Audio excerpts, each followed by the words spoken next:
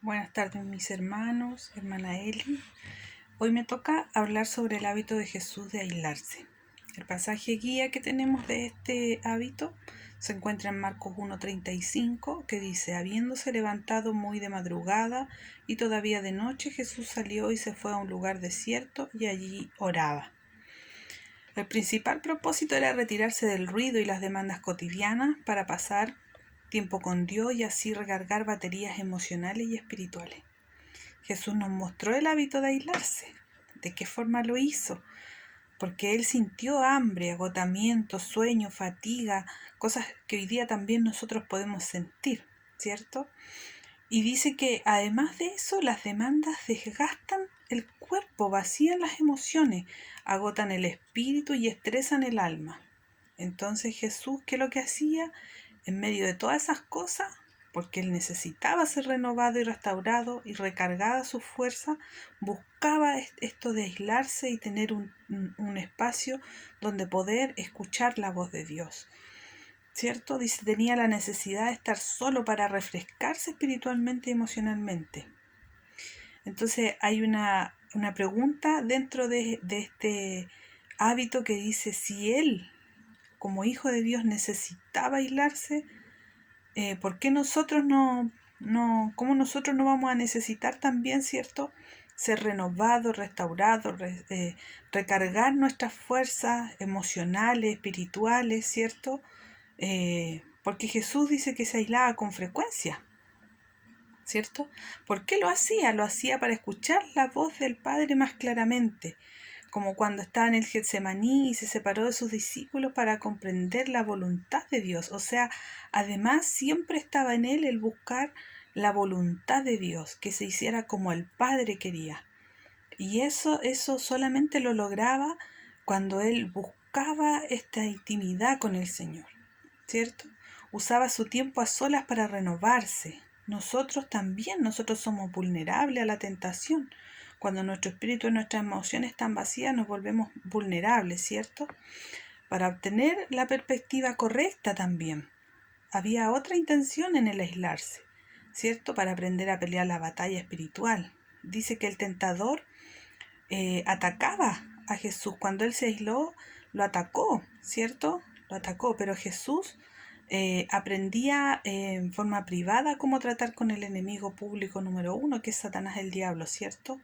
Entonces los grandes ataques espirituales cuando llegan, dice en este libro, nos enseña, dice que nuestras más grandes victorias muchas veces se ganan durante los tiempos de aislamiento. Y quiero hacer un paréntesis aquí porque me recordé del testimonio que contó nuestra pastora Emilia en la clase pasada, cuando ella buscó esta intimidad con el Señor en la oración, ¿cierto? Ella pudo escuchar la voz de Dios. Entonces, podemos escuchar la voz del Señor, ¿cierto? El enemigo principal del hábito del aislamiento, son muchos, ¿cierto? Menciona varios acá y dice que la culpabilidad. Dice, el sentirse culpable si dejamos de lo que estamos haciendo, ¿cierto? Para pasar unos minutos a solas. A uno como dueña de casa le pasa, ¿cierto? Como que la casa no funciona si uno no está, entonces quizá a lo mejor ahí puede haber un poco de culpabilidad. Las ocupaciones, o sea, simplemente no tengo tiempo. Primero le doy tiempo al trabajo, al estudio, a las cosas de la casa, ¿cierto? Y dejamos de lado ese tiempo importante que necesitamos de aislarnos con el Señor. El ego dice, no puedo alejarme de lo que está pasando, me necesitan. Como que nos volvemos indispensables en nuestro diario vivir, somos indispensables, que si nosotros nos aislamos nos van a echar de menos y las cosas no van a funcionar, ¿cierto? El aburrimiento, voy a aburrir mucho si me aíslo, voy a estar sola. La inquietud, no sabe qué decir o qué hacer, ¿cierto? La incomodidad, es que el silencio me hace sentir mal. Y aquí me identifico un poquito porque a mí me pasa que en mi casa yo no puedo estar en silencio. Siempre trato de buscar estar con algo de ruido. Como que me incomoda mucho rato el silencio. Soy honesta en decirlo. Y la gente, lo que irán a pensar de mí. Claro, ella seguramente, madre de familia, se fue a un retiro y dejó la familia botada. No hay que darle espacio a eso, ¿cierto?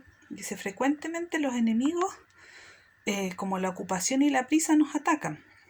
Cuando nos sentimos sobrecargados, muy comprometidos con muchas demandas, establecer el hábito de aislarse que practicaba Jesús es un antídoto para nuestros males causados por la prisa y la agitación del mundo.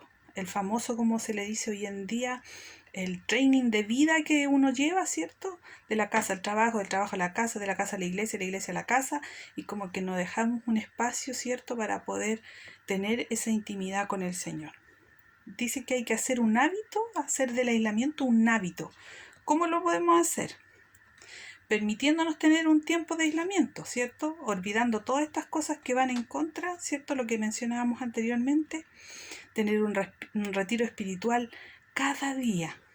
Quizás todos sabemos que hoy día no están los tiempos para viajar, irse a un río, a un lago, a la montaña, distraerse, pero nosotros sí podemos buscar esa intimidad en nuestro hogar.